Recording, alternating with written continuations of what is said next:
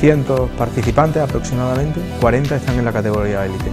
Para estar dentro de la categoría élite has tenido que ser capaz de estar entre los 10 primeros del Dakar en los últimos 5 años o entre los 10 primeros del Campeonato del Mundo de Rally Todoterreno durante los últimos 5 años. Pues bien, de los inscritos este año, aproximadamente cercanos a 40 personas cumplen estas condiciones. Son pilotos muy buenos y a estos señores la organización les obliga a correr con motores de 450 centímetros cúbicos. Al resto de los pilotos pueden ir con cilindrada libre. Yo este año corro con una 525, igual que el año pasado, y entonces esto, bueno, me va a permitir tener cierta facilidad, ¿no? O cierta potencia además, que estos pilotos de esta categoría, a los cuales voy a intentar batir a alguno de ellos. Entonces, pues, para mí son condiciones más favorables. En la preparación de la moto, una de las piezas que tienes que preparar es el cubrecárter. El cubrecárter cumple dos funciones. Por un lado, cubrir o proteger los depósitos en caso de una caída lateral. Los depósitos que son más grandes están preparados especialmente para esta carrera. En el cubrecárter normalmente también diseñamos una especie de depósito para meter agua que por normativa te obligan a llevar. La organización te obliga en cada salida a que lleves en un depósito fijo 2 litros de agua. En caso de que rompa o te quedes tirado en la ruta, pues puedas tener agua, ¿no? Entonces, en total te obligan a que lleves un camelback con 3 litros de agua más los 2 litros que llevas en el depósito fijo en la moto. Normalmente utilizamos o ponemos el depósito fijo en la parte más baja de la moto para que así los pesos, esos 2 pesos o esos 2 kilos de peso, pues estén lo más bajo y entonces afecte lo mínimo posible al centro de gravedad de la moto. Los depósitos de combustible pues también son diferentes a los de una moto normal. En esta moto cuento con 4 depósitos independientes. O sea, en caso de romper uno de ellos, los otros 3 pueden seguir funcionando de forma independiente. Y tengo 2 depósitos delanteros de 11 litros cada uno, que son más estrechos en la parte de arriba, de tal forma que para la conducción no te afecte mucho, y entonces la parte donde tiene más volumen es la parte de abajo. Con esto consigues que el peso esté más abajo, el centro de gravedad esté más abajo de la moto en conjunto, y entonces la moto sea más manejable. Y luego tenemos otros 2 depósitos traseros de 5 litros cada uno, y en total pues consigo una capacidad de combustible de 32 litros. Y con esto pues puedo hacer fácil 300-350 kilómetros de autonomía, que es lo que me pide la organización. Pues la organización te va a poner puntos de repostaje en la mitad del desierto, pero siempre y cuando las distancias sean mayores de esos 300 kilómetros. Y no sé si lo sabréis, nosotros no lo sabíamos. Lo que llevan esas ruedas por dentro, que no es aire. Miguel nos lo explica, aunque no da tiempo en este Max Motor. Será en el de dentro de 2 semanas, ya que la semana que viene os traemos un resumen de lo mejor del año. Nos vemos, Max Motorianos.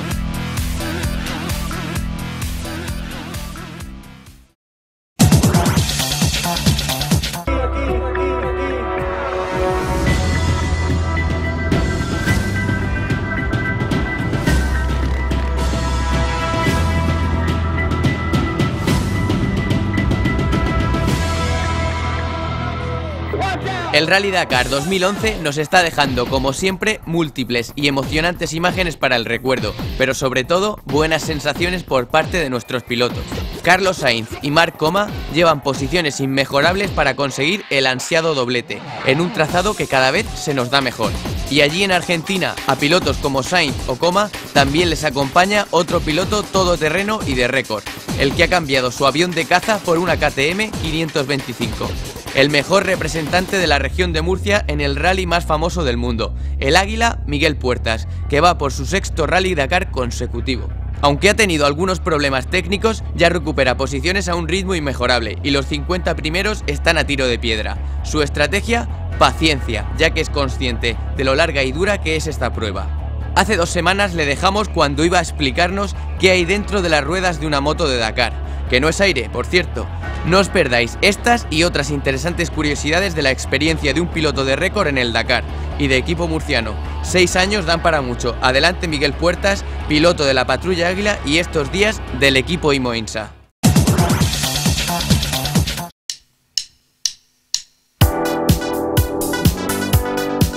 Las jornadas del Rally Dakar se caracterizan por su dureza. Un ejemplo, las ruedas que se gastan en cada una de estas jornadas. Para el objetivo que tenemos, que es quedar cercanos de los 20 primeros en la clasificación general, tenemos que intentar ir en las mismas condiciones que van los pilotos a este nivel. Y para eso sería conveniente, nosotros vamos a utilizar un juego de cubiertas diarias nuevas cada día. Al final necesitaré, pues son 15 etapas, pues 15 juegos que van a ser 30 cubiertas. Esas 30 cubiertas ya están en el camión de asistencia llegando a Buenos Aires. Esto es un Big Mousse, bueno, esto está hecho de un material de goma espuma, tiene esta forma para ocupar, ¿no?, el vacío del interior de la cubierta. Esto lo que hace es que una vez que se monta la cubierta en la rueda, pues te mantiene una presión interior por debajo de la cubierta similar a la que tendrías con una cámara de aire.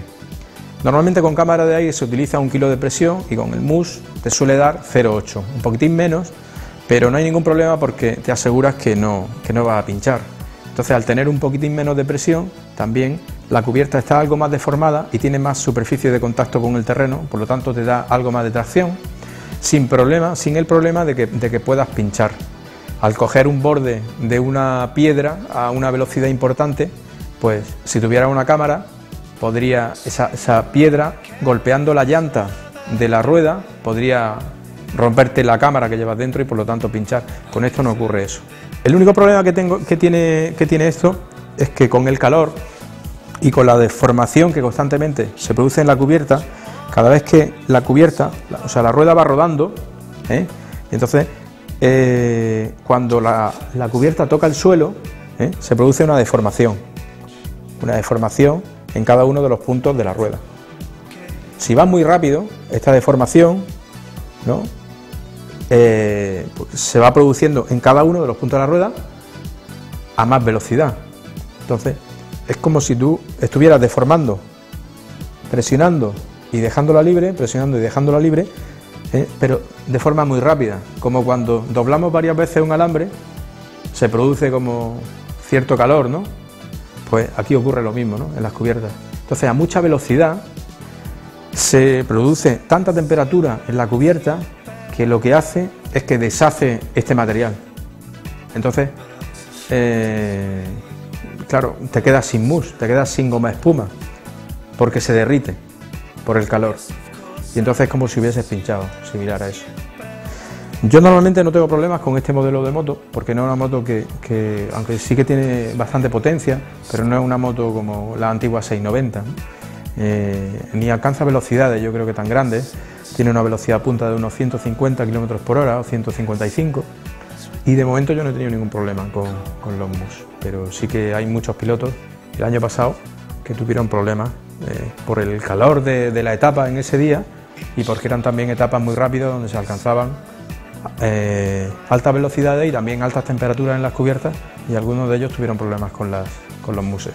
6 ediciones del Dakar son ya las que lleva este granadino, de Motril en origen, murciano de adopción, aunque empezó algo tarde, y es que según van pasando las ediciones, sus participaciones en el rally van pasando de una experiencia de aventura irrepetible a ser partícipe de la competición, aunque sea de forma no profesional. Yo he corrido el Dakar de muchas formas, ¿no?, con más preparación y con menos preparación. El primer Dakar que corrí, que no conseguí acabar, en el año 2004, eso fue una auténtica aventura. Más que una competición, fue una aventura personal, porque fue una carrera a la que yo, bueno, me inscribí, pero yo creo que, bueno, a lo mejor en aquella época pues no tenía el entrenamiento suficiente como para conseguir acabarla con éxito. Y claro, eso me exigió tanto, físicamente y psicológicamente, que bueno, que fue durísimo, Hacer ese mismo recorrido con la preparación que tengo ahora, pues no me plantea ahora mismo ningún problema. Todo depende de los medios que tengas. También antes pues, no tenía ningún tipo de asistencia, no tenía apoyo de patrocinadores, y ahora corro con unos patrocinadores que me permiten conseguir otro tipo de resultados. Entonces, ahora vivo la carrera más competición, ¿sabes?, intentando pues, buscar arañar 5 minutos, 10 minutos en un día, y antes lo que vivía era, bueno, la aventura de intentar llegar cada día, simplemente el hecho de llegar. Es diferente. 42. Pero empecé a correr con 35. Yo empecé muy tarde ya, cuando otros se retiran. Pilotos veteranos hay muchos. Es una carrera que físicamente te permite, como es mucho de resistencia, la resistencia no la pierdes, o no empiezas a perderla hasta los 40 años. Es fácil ver a ciclistas, por ejemplo, o a atletas de resistencia, maratonianos y tal, que tienen buenos resultados a los 36, 38, incluso 40 años. Y entonces, como te digo, la resistencia no es algo que vas consiguiendo con los años, ¿no? Claro, llega un punto ya a partir de 40 o así que puedes empezar a perderla. Pero eso no significa que con entrenamiento, a los 42, yo creo que puedes estar más fuerte que sin entrenamiento a los 35. Y todavía tengo claro potencial de mejora, técnicamente hablando, ¿no? En el primer Dakar, en el año 2004, pues la verdad es que tengo una sensación un poco como de mucho respeto, como incluso de desconocimiento, incluso miedo, un poco de miedo. Cuando llegaban las zonas complicadas de dunas y todo eso, que yo no estaba muy entrenado para pasarlas, me daba mucho respeto. Sabía que iba a entrar, pero no sabía si iba a salir. Entonces, tuve algún problema el primer año en esa zona y bueno, al final pues bueno, te hace que no te sientas cómodo.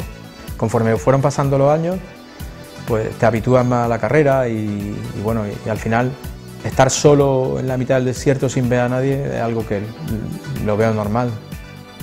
Pero sí que al principio tenía esas sensaciones, ¿no? De respeto, incluso como te digo, de miedo. Ahora no, ahora disfruto. Después de eso, pues de 7 años corriendo en el Dakar, pues estoy muy acostumbrado a este tipo de terrenos y a este tipo de ambientes, ¿no? También que yo creo que te influyen mucho a la hora de pilotar. Porque en la moto tú ten en cuenta que vas solo. Los que compiten en coche o en camión, pues van 2 personas por vehículo o 3 personas en los camiones. Entonces, esa sensación de soledad no es tal, ¿no? En la moto estás tú solo pilotando, navegando, solucionándote los problemas. Y claro, y estás solo, tan solo que no puedes compartir, ¿no? Esos pensamientos, esas decisiones. Y al final eres tú el que te lo guisa y eres tú el que te lo comes.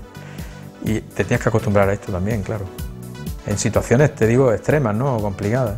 Entre los de adelante, los pilotos de delante van compitiendo, entonces es difícil que un piloto pare para ayudarte porque otro piloto tiene un problema mecánico. Además es que no es lógico, porque en una competición, pues bueno, tú tienes que al final ser capaz de solucionarte tus propios problemas. Otra cosa es que en el Dakar, bueno, pues por las circunstancias y por la poca cobertura que tiene en los terrenos por donde discurre la carrera, pues puedes tener un accidente o puedes salir mal parado de una caída. Entonces en ese caso, pues bueno, no solamente es que exista compañerismo como para pararte, sino que es que tienes la obligación de asistir a cualquier piloto que ha tenido una caída, ¿no?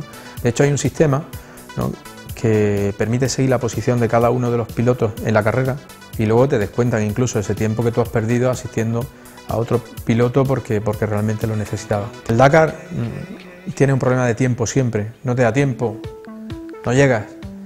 Cada día son etapas larguísimas y luego cuando llega al campamento te falta tiempo para prepararte la ruta para el día siguiente, para comer, para descansar. Entonces no puedes ir parándote asistiendo a cualquiera. Hay mucha gente que tiene muchos problemas, así que lo que tienes que estar preparado es para que cuando tú tengas los tuyos, solucionarlo lo más rápido posible.